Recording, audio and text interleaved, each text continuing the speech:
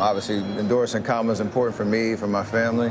Why? What are the issues you care about most? Say what? What are the issues you care about? I just know from especially women's rights and thinking about, what's at stake with this election, and understanding like we need to be in a position where women have the right to choose what's right for them, and that's at the top of the list for me. I have amazing women in my life who've been a huge inspiration to me. Well, these fake Christians be getting on my nerves, bro.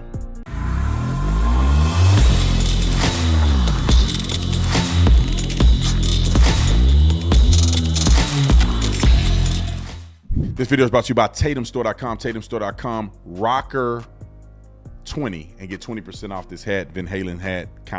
We kind of made a little design that people recognize Van Halen with it. That don't mean we use their design or nothing like that, but we made one that's kind of cool.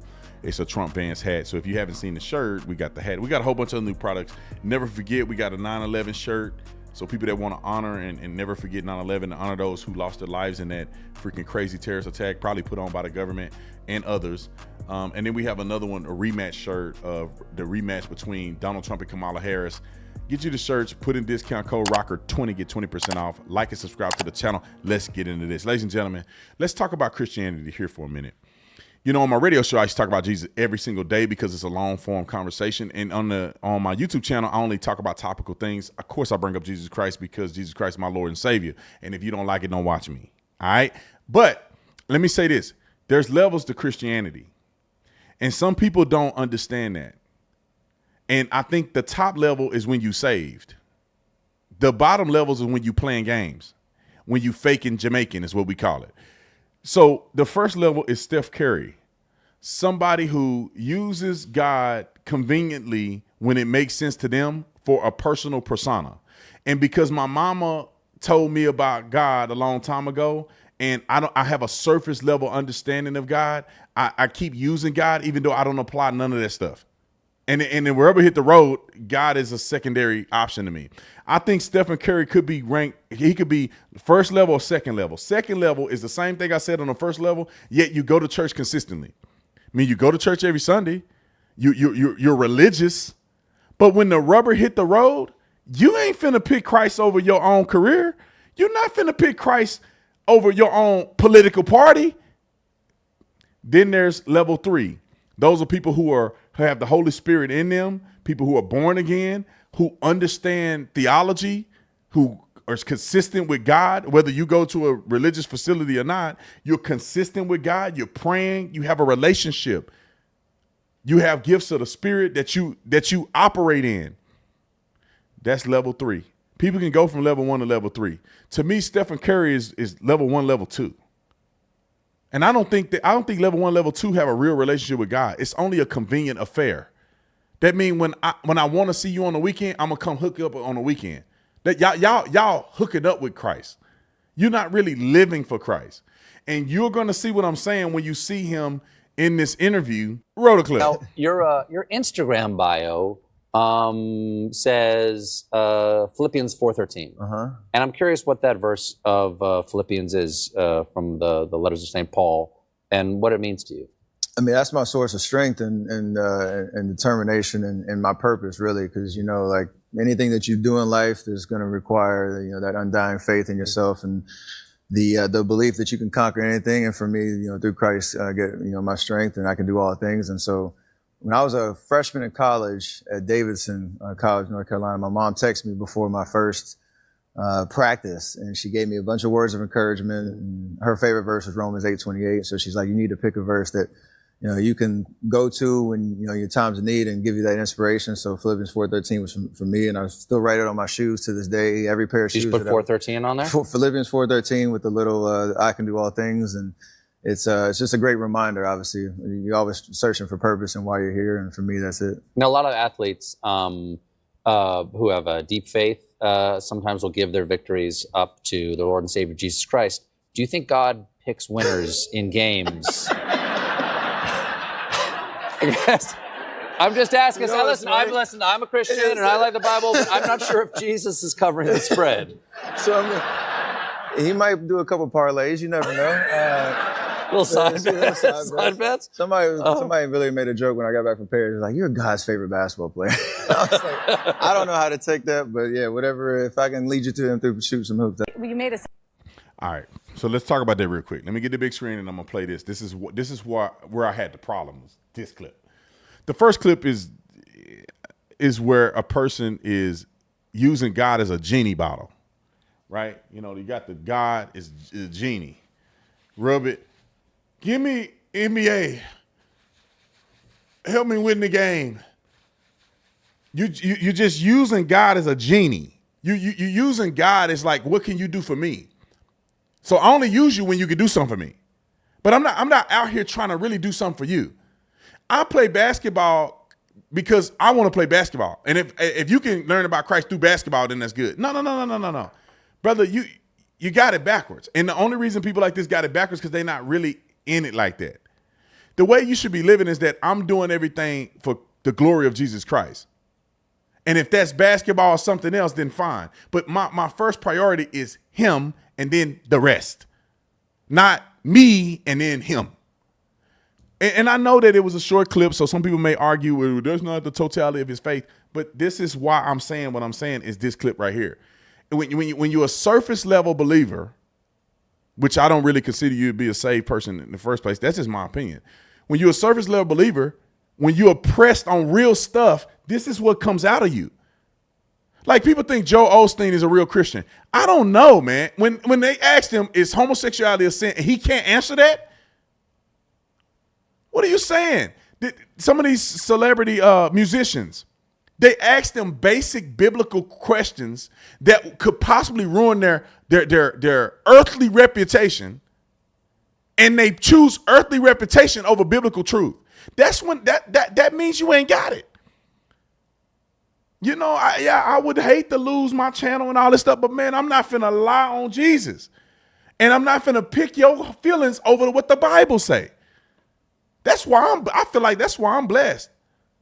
I ain't gotta be fake, man. I tell you like it is. You ain't finna catch me trying to save face for none of y'all.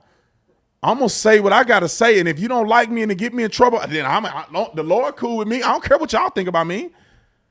At the end of the day, when I'm dead, y'all gonna forget about me. I care what the Lord think about me because I gotta go see him. All right, I ain't got y'all ain't gonna even care about me. I'm gonna be stinking in the grave somewhere. I don't care what y'all think about me. I'm gonna always tell the truth. God always take care of me though. Like anytime I tell the truth and I do right by people, even if they do me wrong, and I try to do what's right that Christ would call me to do, he always take care of me. He always make it right. So I ain't got nothing. I ain't got to be like this, getting on TV because I'm afraid to alienate half of the people that watch me play basketball. So I'm a poo-poo on the Bible. Roll the clip. Surprise appearance at the DNC that I wanted to. The fact that you're a Democrat alone is a red flag. That don't mean you bad. You may not woke up yet, but it's a red flag. Ask you about endorsing Kamala Harris. I think we do have a clip of it if we could just play. What's up, everybody? Stephen Curry here. I know you all know I played for the Golden State Warriors, but man, what a great honor it was to represent Team USA and go out there and win that gold medal at the Olympics this summer. And that unity on and off the court reminded us all that together we can do all things and continue to inspire the world. That's why I believe that Kamala, as president, could bring that unity back and continue to move our country forward. This is about preserving hope and belief in our country, making sure families can be taken care of during their most precious times. What was the reaction to that, and why was that so important for you to do? The reaction was great. There's also obviously a lot of noise in terms of anytime you step into this lane, you know it's going to be received, in a lot of different ways. And for me, it's all about creating conversations that are about being decent human beings, first and foremost. I think we've lost that a little bit to where, obviously, endorsing Kamala is important for me, for my family. Why? What are the issues you care about most? Say what? What are the issues you care about?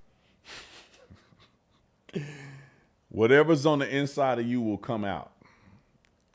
What's important to you about Kamala, however they say that broad name, man. Whatever's in you is going to come out. And here you go. I just know from especially women's rights and thinking about, what's at stake with this election, and understanding like we need to be in a position where women have the right to choose what's right for them, and that's at the top of the list for me. I have amazing women in my life who've been a huge inspiration to me. But knowing Kamala and having been around her, and I understand she's qualified for this job. She's, I think, representing what it means to be a great leader and being a decent human being in terms of representing our country the right way. So it's an easy choice for me, but to be able to have be in a situation where you can be a part of the DNC, do a video like that, let people know where I feel like, but foster positive conversations. I'm done hearing him talk, man. He ain't got nothing else reasonable to say. A man that got Philippians on his shoes every day and in his bio is saying his number one I don't know, accomplishment or something he looked forward to in the candidate is abortion. Now, of course he says reproductive right and all this stupid stuff. Abortions. Just say abortions. Taking the lives of the young, of the unborn. Women have a right to choose. Women do have a right to choose. You can choose whether you want to get pregnant on the couch or in the bed, or you can choose to keep your legs closed and you don't have any kids. And so, see, the thing is that when I say that, women get mad at me. Well, you don't hold men accountable. Well, men don't have a choice, right? If you decide to lay up with a woman, you finna have that baby no matter. If she gonna have it, you finna have it. If you broke, you still gonna have it. If you ain't got no job and you ain't ready to be a good dad, you still gonna have that kid. A woman can take it out because she don't like you no more. She don't like that you don't want her no more, and she can go and take it in the whole life of that kid. But either way it go, a man shouldn't be sad or like shouldn't be feeling like he a victim because he wasn't ready to have a kid and had to have a kid. You should keep your stuff in your pants. That's what my daddy said. Keep your junk in your pants. Women, keep your legs closed.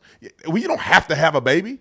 Y'all want to have orgasms without consequences. That's really what it is. Can we say, I want to fight for women to have orgasms without consequences? That's what they should really say. It's not reproductive rights.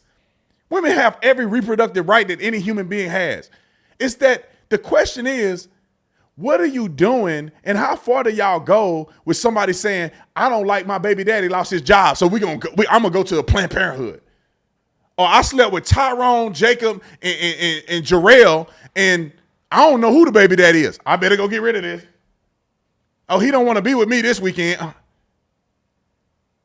I want to go in it raw because I don't like wearing protection, but I want that, but I don't want to have a kid, so I'm just going to do that. 99% of these are elected abortions. Women's rights. You're supposed to be a Christian. And so as a Christian, that should be the last thing on the list of what you want as a president. Why can't you say religious freedom? How about that? The most important thing should be religious freedom. You to have the freedom to worship God, the Lord your God. But abortion is your number one. And this is whatever's inside to come out. If somebody asks me this about Donald Trump, one of the first things I would say is religious freedom. And the fact that I can continue to worship God and be in a free country, which is what God has established from the very beginning. The Constitution just allows or reminds the government that we have inalienable rights from our Creator that you cannot interfere with. The Constitution is important. The religious freedom is important. The right to speak is important. And the right to keep and bear arms is important. These things are incredibly important.